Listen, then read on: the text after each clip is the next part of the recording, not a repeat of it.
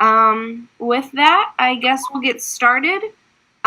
We have presenting Around the World in Your Office, Diversity in the Workplace. We have Beth Motter, Sarah Neely, which is me, Melanie Roberts, and Kelly Ronan. And so we will get started. So for this, we have two main learning objectives, which, so after you listen to this, you'll gain the necessary tools in order to complete a group scenario at the end. Following the completion of the project, webinar participants will come back together as a unit to summarize the project and webinar as a whole. So we'll do that at the end. In total, webinar participants will be able to identify 5 reasons why cultural diversity is important to the workplace, and web participants will also be able to evaluate a scenario and then design a course of action to improve the workplace culture. So this particular webinar will cover cultural competency and diversity. For the NLA website defines this as something that highlights the development of cultural competency preparation for professional practice in culturally diverse settings. So after you sit through all of this, make sure that you add this to your profile so you can become better prepared to be a nonprofit leader. Hang on, Sarah. Yes. Dr. Shamwaffle wants to say something. Okay. Thank you, guys. I just wanted to make a comment to everybody else listening to make sure that they click on Sarah's little box down at the bottom where you can see everybody's pictures and videos, because if you don't click on hers, you're not going to see the PowerPoint slides. And so some of you might be seeing a picture or video of yourself or another classmate instead of the PowerPoint slides. Does that make sense to everyone? So if you see Sarah's, the box that says Sarah's name on it at the bottom next to everybody's faces, if you click on it, you'll see what she's sharing on her screen, which is the PowerPoint. If you're not seeing that, I want to make sure that you know how to do that.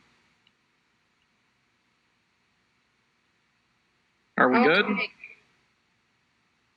I think so. Okay. So maybe everybody could comment. Everybody that's on could put a quick comment and say, yeah, we got it. We can see your slides.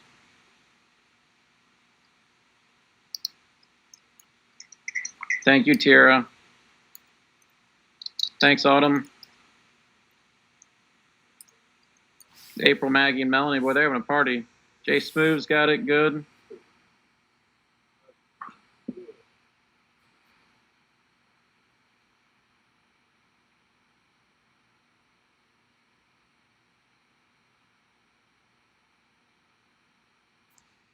Okay, that's all I had. I'm still sending Blackboard messages. I'm starting to get freak out emails from people that aren't on here, so I'm going to send those while you guys are continuing. Okay. So that begins our presentation. So we are going to give it over to Kelly. Awesome. Hi, everybody. I know I'm talking now, but make sure you stay clicked on to Sarah's picture at the bottom.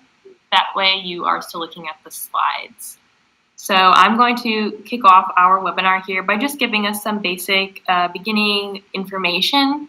So I'm going to start with just some quick definitions. So I first wanted to start with what is diversity. This is sort of not necessarily wishy-washy, but it's sort of a hard thing to define. I know back when I spent some time with residential life, we spent almost 45 minutes attempting to define this. For our webinar today, we decided to define it as a mosaic of people who bring a variety of backgrounds, styles, perspectives, and such to a group or an organization with which they interact. So along with diversity, we also like to talk about inclusive practice. So that's known as attitudes or approaches that are taken to make sure everyone is included. So another way we could shorten that definition of diversity while thinking of inclusion would be that diversity includes everything that we are and everything that we are not. So it's all those differences that make us unique.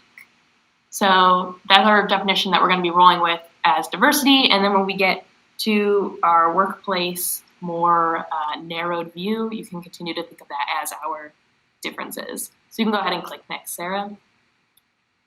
We're also going to talk about cultural competency. So this is a little bit more of that ability to interact effectively with people of different cultures. So that's that inclusive practice and being able to do that.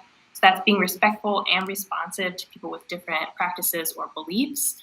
So when we start young with children, that's like teaching children that you are different from them, but that's okay. And that's doing things like on our left-hand side here, there's a list that says like we're respecting each other, we're acknowledging that we're different, and we're just open to the fact that people are different.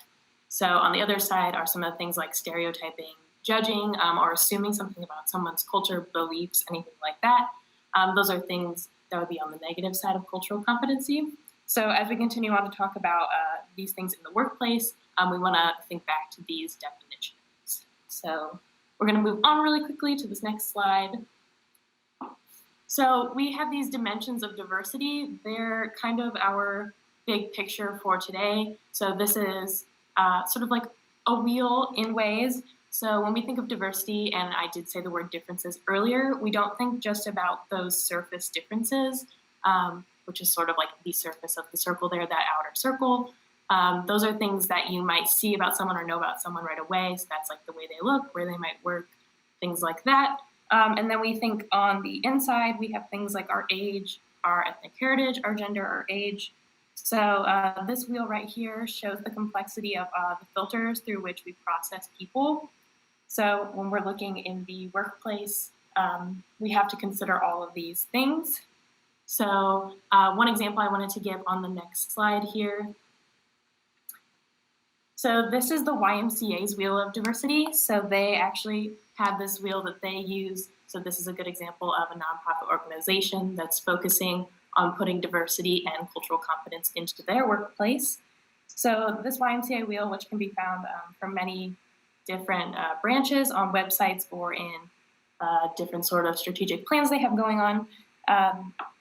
Basically, they say that the Y mission is incomplete without considering the for all of everyone. So they are committed to inclusion all over in their community, the country, and the world. So the fact that an organization like the YMCA would be willing to consider all the different dimensions of diversity and try and build that cultural confidence within people because it's part of their organization just shows how important it is with what we're talking about today. So I have just 2 more quick slides to talk to you guys to get us introduced here before I move on to more of a narrowed view on just the workplace. So we have communication is filtered through our cultural perspective. So these are going to start to be the things that when we think about it in a workplace setting, they're the things that might cause a disconnect of things or of talking. So I just have a really long list here. I know this breaks the rule of having 3 to 8 words on a slide, but this is a really long list of all the things that show how our cultural influences, they influence the way we learn and we think. So cultural factors such as language or art or social norms or social structures, they can all play a significant role in our creation of each person's perception or behavior or personality. So in a workplace, the way that you might act around people might be different than the way someone else acts around people just on your social norms or your social structure. And so that can affect how the workplace works together.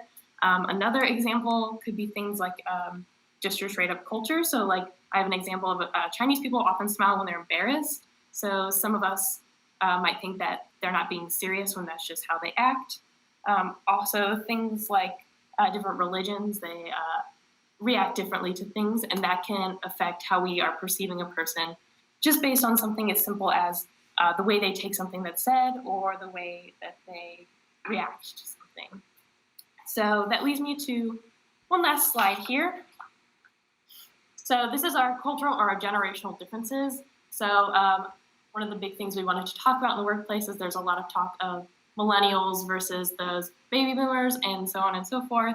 So some of the generational differences, there's a lot of them listed there, but I took some of the main ones. So like management preferences. So between maybe like a millennial or a Gen X or a baby boomer, they like to be treated differently. So maybe those of us who are younger like to be a little bit more coached or mentored, while those who are a little bit older, like a baby boomer, might just prefer things to be fair and ethical rather than being coached through something. Another thing could be like our team cultures. So people who are a little bit younger might think things like they work better as a team and they might come up with a better idea than their boss, while people who are a little bit older think the boss always knows what's right. And then things like communication style. So those of us who are younger are pretty focused on technology, using emails, not really using that face-to-face that a lot of other people used. And those people might be a little bit more reserved when it comes to communicating rather than the more collaborative or technology-based communication style of those who are younger. So this has just been a basic overview to get us started when we're talking about all these things in the workplace. So I encourage you to think back to the definitions as we continue on through the webinar. So before we move on to our next presenter, which will be Melanie, if there are any questions, go ahead and take the next 30 to 60 seconds. If you have any questions, put them in there, any comments, and we can answer them for you.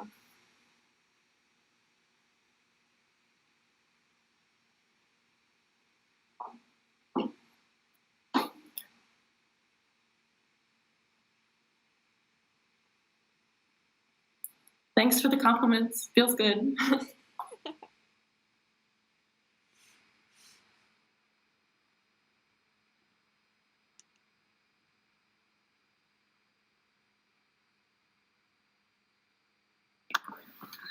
Okay, so we'll just go ahead and get started with the next slides. Again, like Kelly said, my name's Melanie, and I'm going to talk to you guys about the workplace diversity. We're going to cover some laws and some benefits to it, some policies, and how to manage it. So first we'll start off with the definition of workplace diversity. So workplace diversity is the various differences employees may have from one another in the workplace, such as some of these differences may consist of race, age, religion, sex, mental health, physical health, just anything like that that may cause two different people to not be alike.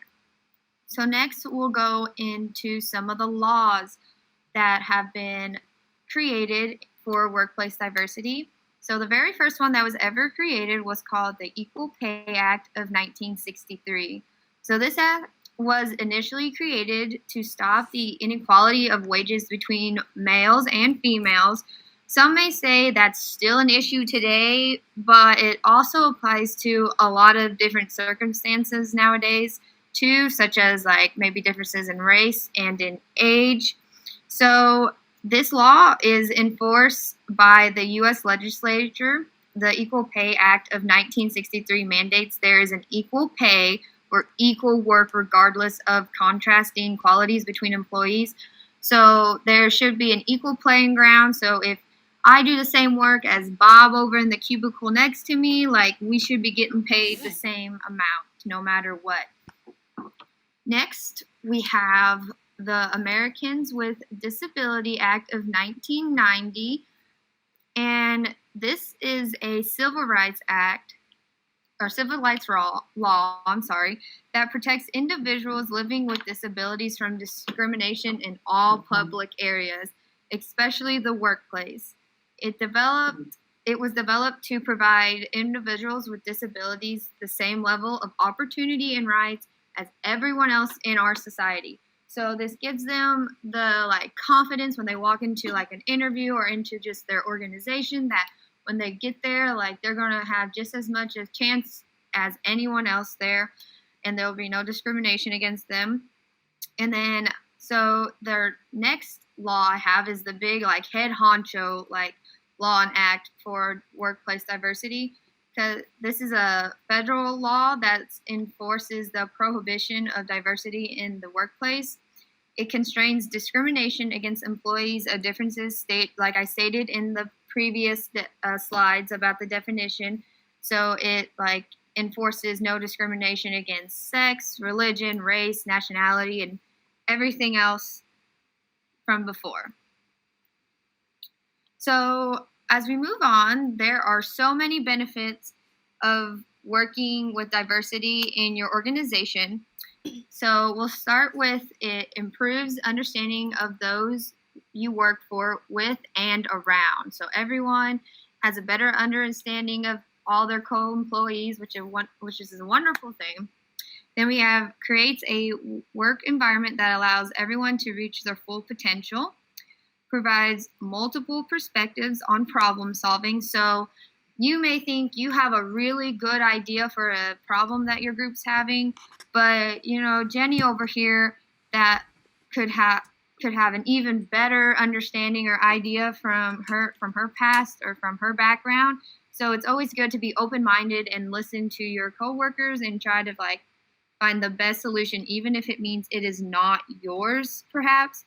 And we have better performance outcomes, increases employee productivity. So I know personally, if I'm having a really good group and we're all getting along well and we're all listening to each other, it just makes me want to work harder, not only for myself, but for the group as a whole and for the company as a whole, if we're all being positive with one another. It boosts employee morale, so it really gets everyone going and excited just to be at work. It improves customer relations, reduces complaints and grievances. And guys, when it just comes down to it at the end of the day, it's just the right thing to do, just to treat everyone right and equal. So you guys have to understand that there is an absolutely no tolerance for discrimination and anything against diversity. There's a zero tolerance policy. So there is absolutely no tolerance, like I said, for certain actions of discrimination in the workplace. In all workplaces, there should be policies enforced by the companies to restrain misconduct and demonstrate to employees that it will not be authorized. So these companies need to have stuff written up already so everyone understands that the seriousness of this situation. They really need to stress the importance and how there should be none of it. Just zero. Like it says at the top, zero tolerance. Some of these certain actions, like I said before, may consist of an employee alluding to any offensive names or slurs. They may say some really distasteful jokes about sex, orientation, ethnicity, or other diversities. Or they could just be bullying the coworker or coworkers. So how this can be resolved is the targeted employee or employees and other coworkers can actually and should really file a formal report of misconduct. So once they fill this out, this report should be given to the authorities in the organization so it can be handled and taken care of properly, and hopefully everything is handled appropriately. So finally, we will look at ways to manage workplace diversity. So the first one we have here is prioritize communication. The importance of this is because it develops a clearer communication to become more efficient. It is necessary to design important information into pictures and symbols as much as possible to ease any language and cultural barriers between employees, because images can be understood in any language, which is wonderful. Then we have treat each employee as an individual. So we really just need to embrace everyone's unique individuality. So just view each of your co-workers as their special, unique self, and don't look at their background. Don't base who they are off of their background, maybe what you're hearing in the news or what you've learned or what people you're around may say. Don't judge that person by that background or your preconceived thoughts of them. Just embrace who they are and give them a chance. And the next one is encourage employees to work in diverse groups. So I really love this one because it allows employees to build a diverse relationship, to value them more. So you're building a relationship with your employees and maybe someone you would have never thought you would. And it really allows that personal relationship to form, as well as, like I said before, eliminates any preconceived notions you may think you have of them already, which is very important. And then to our very last slide here, which is also managing the workplace diversity. So our next one is base standards on objective criteria. So to eliminate any gray areas and assure all employees are on the same page, the organization should have base standards on objective criteria set in stone. So it should be created already, given to employees so they understand the playing ground. This will provide clear and concise rules to every type of employee. So it will equally apply to everyone. And then finally, we have one of my favorites is to be open-minded. What I love about open-mindedness is the opportunity it provides for self-growth and broadens one's perspective, because it just allows you to hear so many different sides you would have never thought of before, just get that intake and input from like different points of views. And it's really just a way to grow as a person, like I said. It is important we acknowledge one's accomplishments, failures, ideas, and opinions during this time. You may be thinking, you're crazy. Why would we want to embrace these failures that one of our group members could be having? But it's because you can just grow on top of that and reflect on that, and you can toss around the ideas and opinions and just really celebrate if someone has a good idea, or if your group does well, or someone in your group does well. It's really important that you celebrate their accomplishments and let them know you're like happy for them and proud of them. The more you incorporate a diverse range of perspectives, the more impressive the goal would be or will be achieved because of the range of people it will reach. So, like I said, once you accomplish your goal and it's very diverse, it may be better than what you thought because you're being able to relate to a wide range of people. So that is all I have for you wonderful people this evening. Do any of you have any questions before we move on?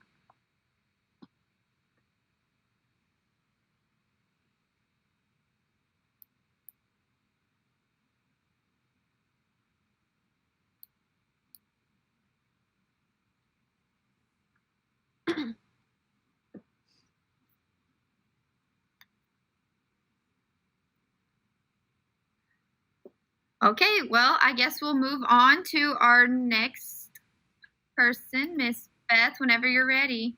Okay, thank you. So, like everyone else has mentioned, just make sure that Sarah's screen is clicked. That way you can still see the PowerPoint. I'm going to go over 5 reasons why cultural diversity is important in the workplace. And so when I was trying to look up information for this, I was going through a lot of websites. Of course, everybody thinks they have the answer. And I was just trying to compile really kind of the best stuff that I could find. And after Lord knows how many websites, it really seemed like these 5 things were the most important, but at the same time they almost seemed kind of redundant. And I guess when it came down to it, it kind of makes sense why they're redundant, because cultural diversity is just so important. So we'll go ahead and get started. So the first reason is productivity. Obviously, when you go to work every single day, the goal is to get a job done, get a task done. You've probably got meetings, you've got goals you're trying to reach, so productivity needs to be top of your list anyways. And because diversity helps with that, why wouldn't you want it incorporated at your workplace? So it brings together different individuals, and when you're bringing together different individuals, that's going to pull together different ideas, and that's really important. You have to remember that every individual comes from a different background, whether you live 5 miles away, whether you live 50 miles away, or maybe even you've lived 5 states away. Everyone has had different home lives, everyone has had different living situations, work situations. Maybe someone hasn't had to work before, this is their first job, maybe this is their second job of the day and they're trying to get things done. Everyone is bringing together different ideas that way, but also culturally, diversity, race-wise, sex-wise, gender-wise, all kinds of stuff. There's lots of different things going on. So various life events affect how individuals view the world. That's why there's just so much diversity in the way we think. Yesterday was just election day. Obviously, everyone thinks differently around election time because maybe I'm voting for something because I've had a personal life experience that affects me, and that way that's adding to my diversity. And it's better to have various life experiences as opposed to all the same, because could you imagine? I mean, everyone always says, could you imagine how boring it would be if everyone grew up the same way? But when you come to work, could you imagine not having anyone to gossip with and talk with? You always get in and you're always talking to your friends about the night before. What if you all had the same boring night? That just wouldn't be the same. And diversity helps add to that. And then the second reason to incorporate diversity at the workplace is you can become a world citizen just kind of sitting at your desk. And so I mentioned it, everyone comes from different backgrounds. So that means that we're going to enhance our social development by interacting with other individuals from the world. If you're interacting with someone who practices a different religion than you, who believes in different things than you do, that is going to, as long as you can positively communicate with those individuals and have to learn some new communication skills, that is going to better enhance how you understand the world. And I know personally, when I learn something through the media, it is powerful, but when I can talk to someone who has experienced these things and has really a first-hand knowledge about this kind of information, that is going to be even more powerful to me. So if you can go to work every single day and learn firsthand why someone acts the way they do, why someone follows the religion that they do, I think it's just that much more powerful than reading a book, skimming the internet, watching the news every night. So you're going to learn these new communication skills by talking to other individuals. You have to keep in mind, not everyone speaks the same language, and so sometimes there's a little bit of a language barrier. And Melanie, I think, was the one who mentioned that everyone understands pictures. So even if someone's English just isn't the best and that's what you're speaking, comes down to it, you guys can eventually communicate somehow, and everyone can grow in that aspect. And you're just learning about a new culture, and that's just going to help you better understand the world and not just be so Americanized from where we've been. I know I'm from pretty rural, small town Indiana, and so when I get to go and I get to meet new people and I get to meet new people in different cities, I learn so much more about the world than if I was just staying here and not talking to anyone who didn't grow up any differently than me. So looking at the third reason, it's going to change your perspective. It's just going to provide this new perspective that helps you understand each other. And I think this is one of the most important things about diversity personally, is if you can talk to individuals who have gone through something that has changed them, that has impacted them. Maybe they had to come over to this state to follow a job because they weren't able to make ends meet where they're initially from. That's going to be different than maybe why you took the job, because it was a little higher pay or it was a better opportunity. That's just going to make you think of the world in just a little bit different way. And it's not going to make you think about you as much, and it'll help you think of other individuals. And it could potentially change your mindset and priorities. And so I mentioned it already, election day, and I don't want to get political by any means, but potentially by speaking to someone about their diverse experiences, maybe they came from a different country and are here chasing that quote-unquote American dream, maybe that changes your mind and your priorities at the poll. Maybe that changes the way you have a dinner conversation later that night. There's just a lot of different ways that your perspective can shift from accepting diversity at your workplace, because think about it, you probably typically spend at least 40 hours a week at your job. Some people work 2 jobs, some people work 50 to 60 hours a week. That's a lot of time to be within this diverse culture and getting to learn new perspectives. So number 4 is growing acceptance and diminishing discrimination. So a lot of people tolerate things. They tolerate new workplace rules. They tolerate just all kinds of different things. We don't want to tolerate diversity. We want to go on the road to true acceptance. Tolerance, you're just putting up with it. You understand that you have to do it. There are laws in place for diversity. That's what Melanie went over earlier. We don't want to tolerate it. We want you to understand that this true acceptance is going to be really important to helping grow your workplace as a whole, grow yourself as a whole, help other individuals, but also work on diminishing discrimination. And if you can recognize what you have in common, that's just going to grow that bond a little bit more. And maybe you don't have a lot in common other than the place you work, and maybe your favorite restaurant in the same town. Maybe that's all you have in common. It's okay to be different too. That is what makes everything so unique about this world, is everyone has such different perspectives, different ideas, and that's okay. And this is going to help facilitate acceptance and diminish those prejudices, goodness, that make things difficult in the workplace, because if you're not accepting of your coworkers, it's going to make a very hostile work situation. And like I said, if you're working 40, 50, 60 hours a week and you're going every day and you're tense and you're scared and you're worried that you're going to feel uncomfortable, you're worried about making someone else uncomfortable, that is not a work environment that you want to be in. And so if you can help get rid of these issues, these prejudices, that is going to make the world so much better and help diversity grow within the workplace. And then looking at number 5, it's just going to lead to richer life experiences. And I just think this is really important overall, because at the end of the day, what is the goal other than you get the job done and you have a good time doing it? I think if you can go to work every single day and not leave with a bunch of stress and not leave angry, I think that's going to be really important. So we're all different, and overall, we make the world strong, we make the world beautiful, and really we make it pretty worldly, because everyone is so different. And that's what's so different from America as compared to some other places is, not everyone has the freedom to practice their own religion, the freedom of speech. You get to say what you want. You kind of get to do what you want within reason. That doesn't happen everywhere. And so you have to take that into account. And you have to recognize that everyone is here for a specific reason.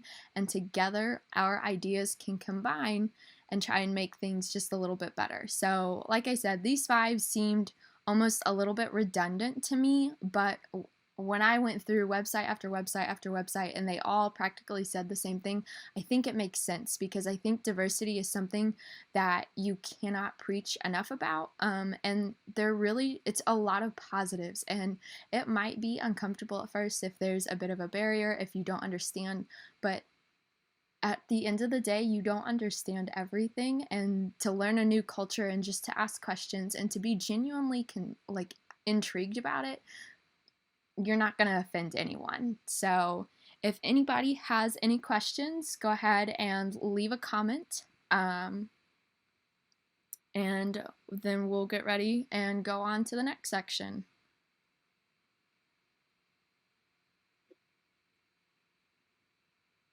Click the link.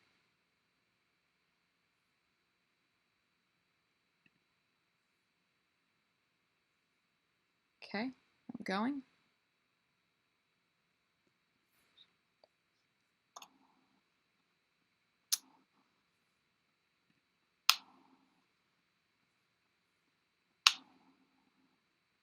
Talk at the end about it.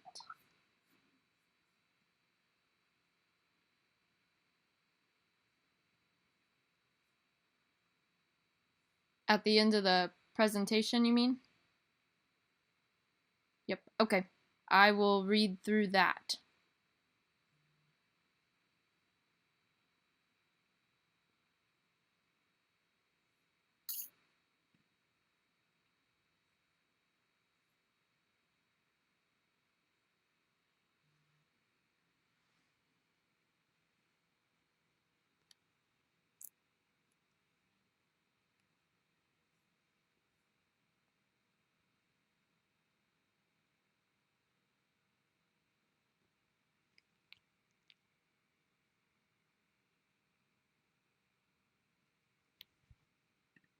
So Sarah, do you want to go on to the scenario while I read through that, or do you want to?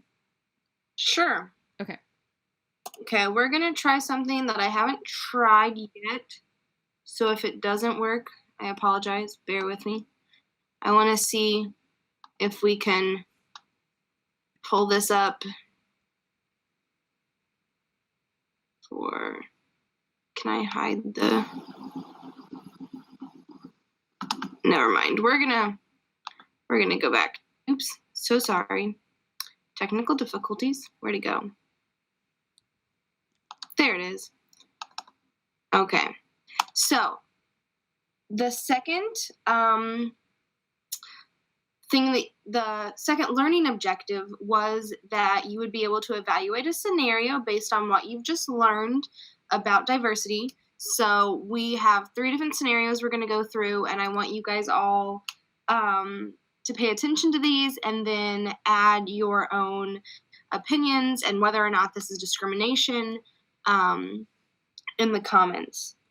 So Jeanette was offered a job working programs for a local geriatric nonprofit. At the end of her interview, she mentioned that she was pregnant, but said that she was still able to do the job and excited about the opportunity.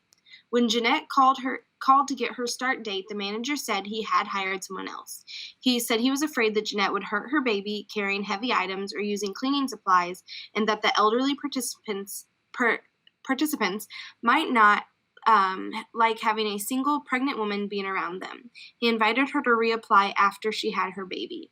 So do you guys think, based on everything you've learned over the past 40 minutes, do you think that the manager discriminated against Jeanette?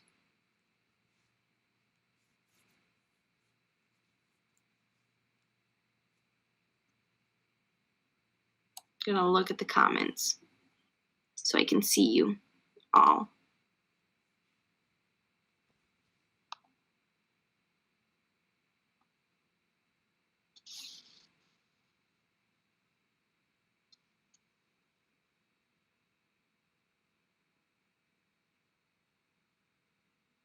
Okay.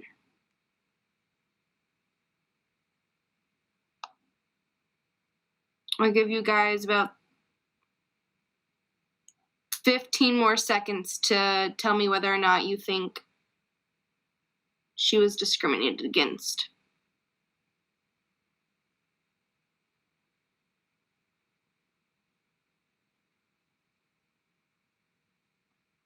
Okay, those are all great answers. So yes, she was discriminated against because she was pregnant. And as long as Jeanette was able to fulfill the duties that were assigned to her, it shouldn't have been a problem. And yeah, she shouldn't have been discriminated against. Okay. Scenario 2. Does anyone want to explain that before I go on, though? Does anybody want to? You can either comment what you think, or if somebody wants to actually unmute their mic and talk about it, you're more than welcome to.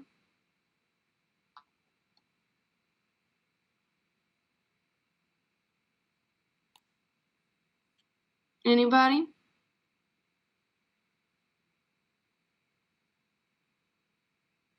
Okay, we'll move on. Maybe somebody will want to talk about the second one. Okay, so the second scenario is that Naira, who is a Native American, works part-time at a youth-based nonprofit. She tries to register for the company's manager training program, but her supervisor tells her that the class is full, commenting, "It's just as well. After all, you'll make a lot more money working at a casino on your people's reservation." Later that day, the supervisor allows 5 of Naira's coworkers, none of whom are Native American, to register for the training program. So did the supervisor discriminate against Naira?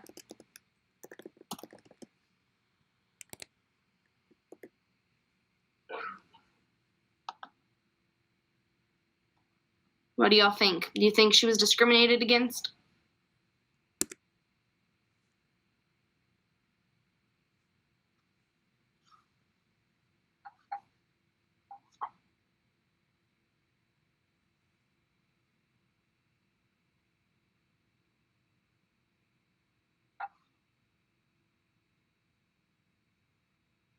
Okay, so it looks like you guys know what you're talking about, know what discrimination is. So yeah, the manager discriminated against, or the supervisor refused to allow Naira to register for the training program because of her race.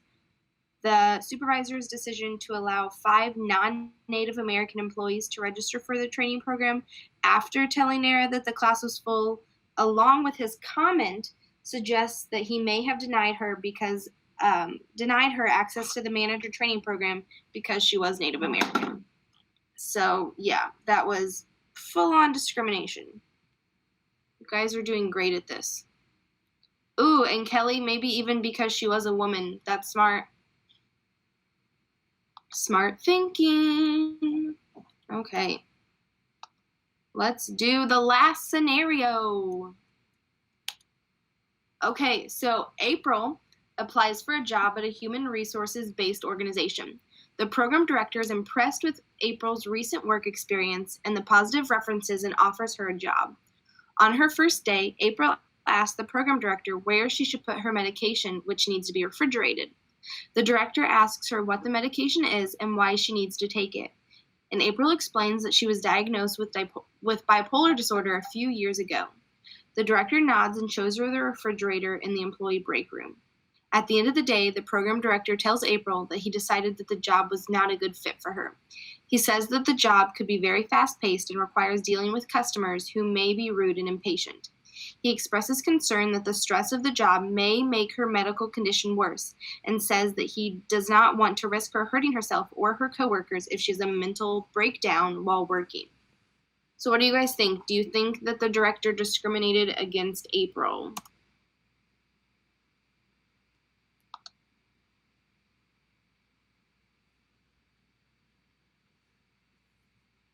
April, Maggie, you're right. It's not up to the boss to decide.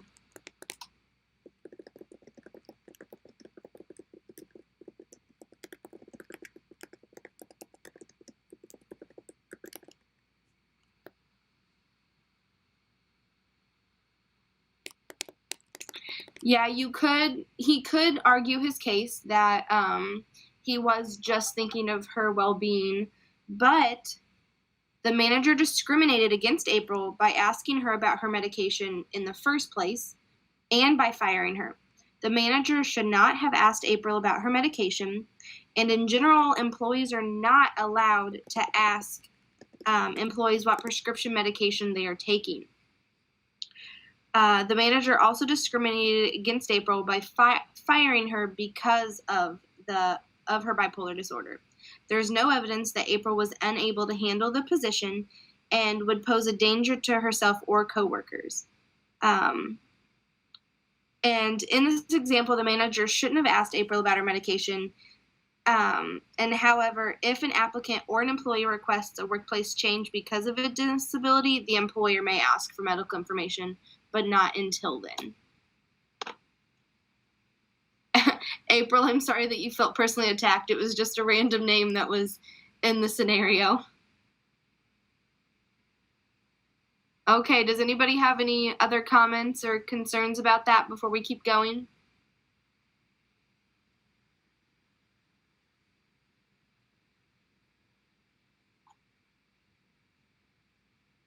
Yeah, the American with Disabilities Act does play into that.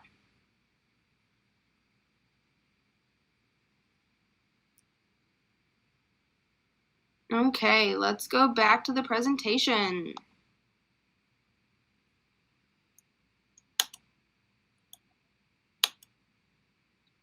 Okay, so in the workplace, we have rights and responsibilities. Right to work free of discrimination, right to request reasonable changes to your workplace because of your religious beliefs or disability, to complain about treatment that you believe is illegal job discrimination, and to work in an environment free of harassment based on race, color, religion, sex, national origin, disability, age, or genetic information. You have the responsibility to tell your company if you need a workplace change because of your religious beliefs or disabilities, responsibilities to treat your coworkers fairly or to avoid harassing them, to tell your company about any unfair treatment or harassment because of their race, color, national origin, sex, religion, disability, or age, or genetic information.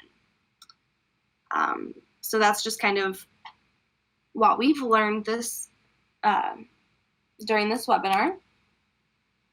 So encouraging diversity is the way forward for organizations. In a global talent market, businesses that can successfully manage diversity in the workplace will have a definite competitive advantage over others in terms of differentiation, innovation, employer branding. I don't know if any of you guys have gotten jobs. I'm sure you all have different jobs while you've been a college student, but this is something that I feel has become a lot more prevalent. For the jobs that I've gotten recently compared to the ones that I got when I was in high school. Diversity is becoming a much bigger issue because people are realizing that it's something that we actually need. I had an internship 2 summers ago where they sat down, and for pretty much the entire day we had like diversity training before we even started our job. So that was something that was very new to me. And then also, if you work on campus, you get workplace diversity training as well. Okay, so as you guys know, this is a webinar for the nonprofit leadership program. So here's our little infograph that we have that talks about our minor and talks about why this is such a great career and all of the things that you can do with it. So we also have like our competencies listed over here, and Dr. Schaumleffel's in the chat. So if you guys aren't a part of the minor or a part of our student association, you can ask any of us that led the webinar, or you can ask Schaumleffel over here. His information right there. So does anybody have any questions?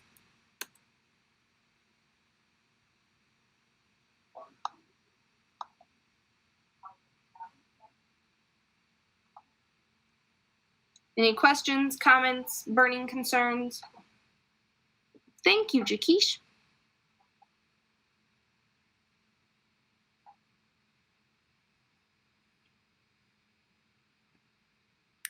Before we wrap this up, Dr. Schaumleffel, I think I was able to record what we did. So I can save that and send that to you, since we had technical difficulties and maybe some people weren't able to get in and watch it. And then I'd be more than willing to do this again if we needed to do this again.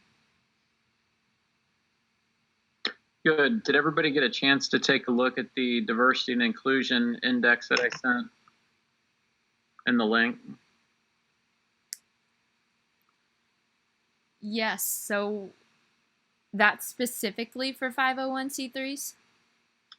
Not necessarily, but it's designed for that. Okay. So the diversity, equity, and inclusion stuff's good. But most organizations are way behind, and they're so far behind, they don't even know what they don't know. Does that make sense? Mm-hmm. And as college students being trained in a university that's very forward thinking, when you get out in the real world, you're going to feel like you step back 30 years in many organizations when it comes to diversity, equity, and inclusion. So how do I say this? In the strategic planning process that I'm putting Special Olympics Indiana through right now, I've implemented not only needs assessments for the people they serve, but a variety of organizational audits for each competency area. So I'm doing a fundraising audit. I'm doing a board assessment. I'm doing program evaluation assessment. I'm doing essentially organizational self-assessments and audits for each of the 10 competencies. And Special Olympics International put together a very simple, what they call a diversity and inclusion index, that they're asking their state affiliates to complete. I'm not sure it's very good, so I sent it to Dr. Jennifer Wade Berg down at Kennesaw State. Beth, I think you sat in on her training, right, her poverty simulation, and maybe Sarah did too. Yes, it was excellent. Right? Yeah, she was great. Yeah, so I forwarded her the Special Olympics International Diversity and Inclusion Index. And I said, is this good or bad, or does it have limitations? And so she's reviewing that right now. But she actually sent me the link to the one that I just sent you all, and she actually designed that based on her research. And so as far as I know right now, that link that I sent you to the ASAE Diversity and Inclusion Index for nonprofits to assess where they're at with diversity, equity, and inclusion in governance and volunteer management and human resources and program design in all parts of nonprofits. That's the best one out there that we know of right now. So I think it's really important that as you go out on internship, you might try to apply some of those things there to really assess where they're at with diversity and inclusion. And then that will actually generate recommendations for ways they can improve. So it's great to talk about it, and it's great to know when people aren't measuring up. What I need you guys to understand is that most organizations are not going to measure up like the university does. Even the university struggles in a lot of ways, and they're way ahead of the tidal wave. So I don't want you to be shocked when you're in a position that the rest of the world's not measuring up in these areas, and have a plan to help them self-assess and to get better. I don't know if that makes sense or not. I'd be glad for people to turn on their microphones and have a discussion, though.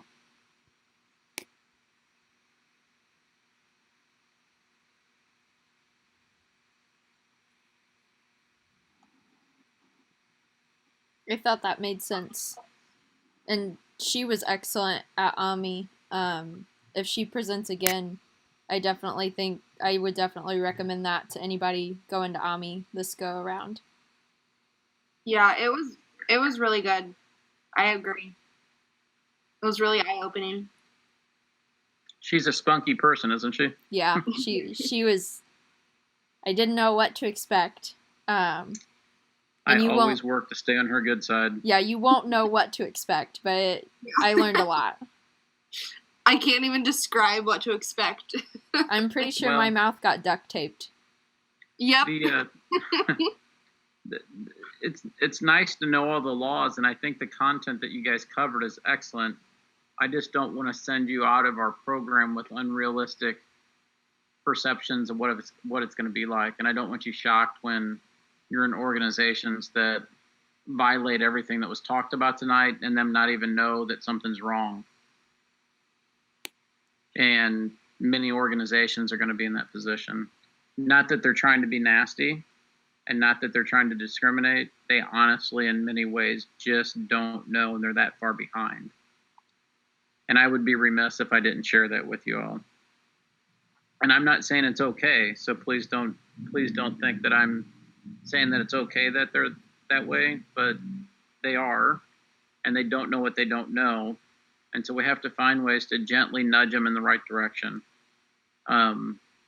Sometimes it's not what you say, but how you say it and when you say it. And nudging them the right way at strategic times is going to move that organization forward more efficiently than being repulsed by their behavior. Does that make sense? Yes. Yeah. How about the rest of you besides Beth and Sarah? Instead of typing, just click your microphone on and talk. That's the nice thing about this compared to YouTube Live. We can actually talk. We want to hear your voices. Yeah, it makes sense. I realize I've been shaking my head up and down, which you can't see, but yes, it does make sense. Thanks, Kelly.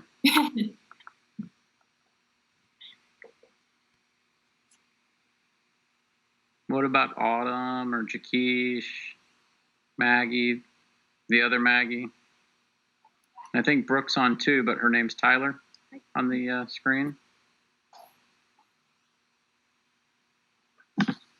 Yes, that's me. So does it, Brooke, does it make sense what I'm talking about in terms of the diversity, equity, inclusion? Yep, makes perfect sense. Okay. Yes. Is anybody else seeing that on your co-curriculars, your internships? Are you seeing organizations that are way behind and probably don't even realize it? Yes. Okay, can somebody give me an example? What they're seeing? I think I can answer that. I worked for the community foundation, and I didn't really receive much of that, much diversity training or anything. But then the internship I was talking about 2 summers ago, where I worked at Cook Medical, and in Bloomington, and we had like an entire, almost entire day of diversity training, which they were farther ahead of the curve than other places I've worked at, where I get like a paragraph to read about diversity. So yeah, I've seen both sides of the spectrum where it's like we really take this seriously, and other people are like, you can read that on your own time. So And it's not good that it's that way, but it is good that you're seeing opposite ends of the spectrum. yeah, It's easy to get highly offended and overwhelmed and maybe too assertive for where you're at on the totem pole mm-hmm. in a new job or as an intern or your first job out of college, and realize that you're not going to change people that are 30 or 40 years older than you overnight, and Yeah, that you're going to have to move slowly and intentionally and not try to change everybody on the first day with this stuff, and that this is something that organizations are going to move incrementally and they're not going to change overnight. It's going to take time to change culture across multi-generational workplaces. Right now, in most organizations, we're talking about 4 generations in the workplace.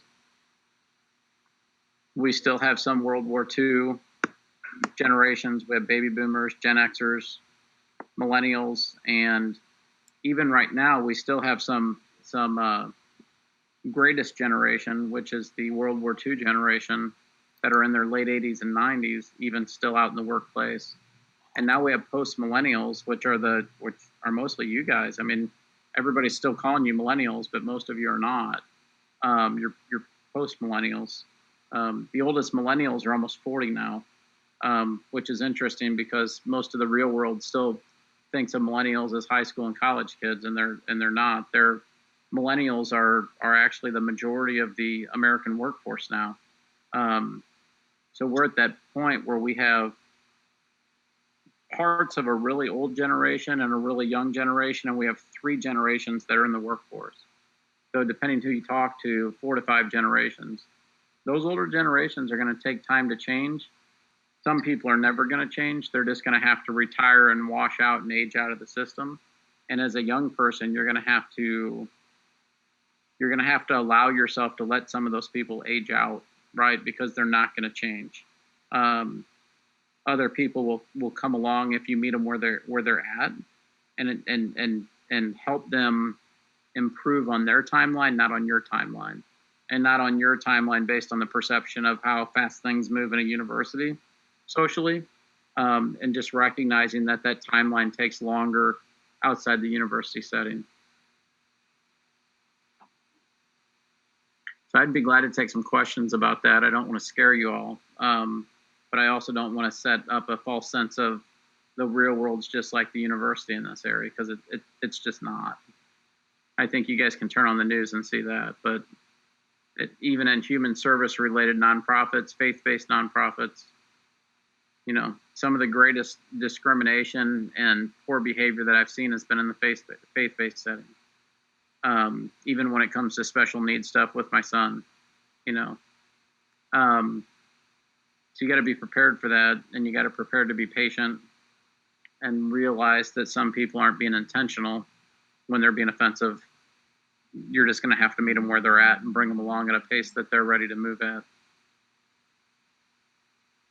Most people want to be good people. Sometimes they don't even realize they're not being good. So you got to move them. You got to move them at their pace.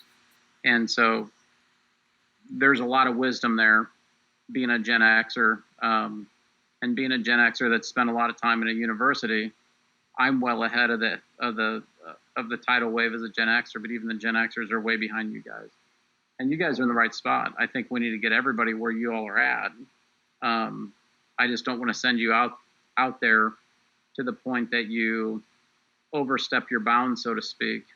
And I use that cautiously, but don't want you to overstep your bounds in the real world and cost yourself an opportunity to make change because you're trying to make that change too fast and too fast for what the organization's able to adapt.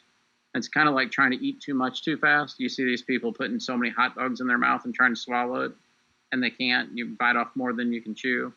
Organizations can't bite off more than they can chew. So you're going to have to pace yourself and pace the organization on how much they can change on a pace that they can handle based on the diversity and the traditions of the organization and, you know, the generations that are really in the leadership and governance roles. And so I hope that you'll consider that wisdom and think about what it means to move organizations forward at a pace that they can handle. So I'll leave it there on my comments unless anybody else has got anything. Otherwise, I know we're about 15 minutes past and I'm as tired as the rest of you. So we can end it there. I know we had a few technology issues, but want to compliment the group. Great content, great use of technology. We'll get other people involved later. We'll figure out the recording, but this was really good tonight. You guys did a great job. Thank you. And thank you everyone for coming and tuning in. We really appreciate it.